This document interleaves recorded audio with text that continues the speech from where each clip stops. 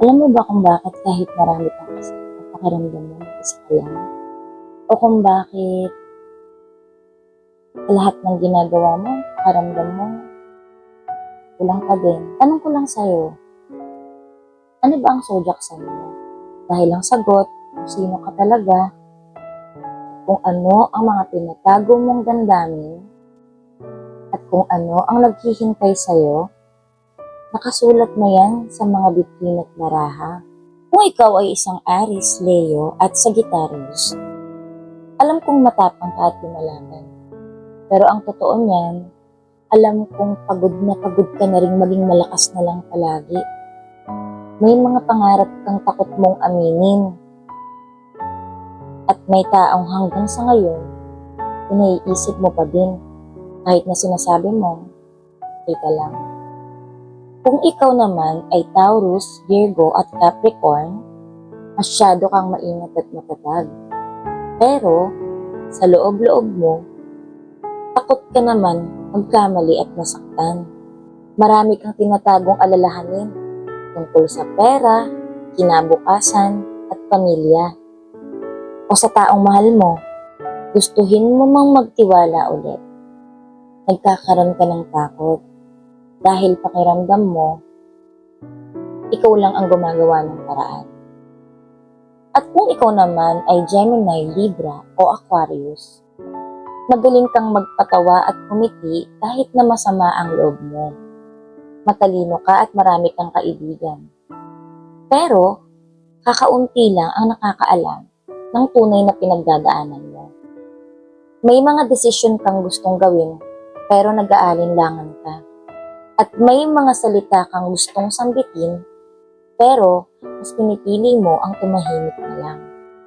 At para naman sa inyong mga Cancer, Scorpio at Pisces, kayong mga pusong malalalim at sensitibo, alam kong marami kayong dinadalang emosyon na hindi nyo maipaliwanag. May mga pagkakataong pakiramdam ninyo, walang nakakaintindi sa inyo. Alam naman natin, natakot ang mga Cancer, Scorpio at Pisces na ipagpalit at iwanan.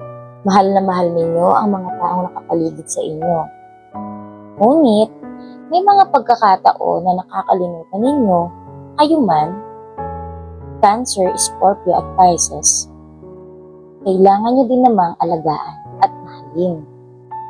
Alam kong may mga tanong ka tungkol sa pag-ibig, sa kapalaran mo, trabaho, negosyo, pag-ibig, pamilya o kalusugan. May mga bagay kang gustong malaman at pilit mong hinahanapan ng kasagutan. Hindi mo naman kailangan tong dalhin mag-isa eh. Merong bituin at may baraha na maaaring gumabay sa'yo.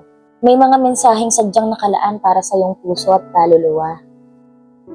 Ako si Luna Ingrata, nandito ako para basahin ang iyong kapalaran. Ipakita sa iyo ang katotohanan at gabayan ka sa landas na tinatahak mo. Kung gusto mong malaman ang totoo mong kalagayan, kung ano ang iniisip ng person mo tungkol sa'yo, kung may pagbabago bang darating o kung ano ba ang mga bagay na dapat mong gawin, i-follow at i-subscribe mo ako dito sa TikTok, sa Facebook page, and sa YouTube channel. At kung handa ka nang marinig ang Daily Dose of Real Talk from the Universe, maaari kang mag-message para magpabook ng tarot reading with Luna.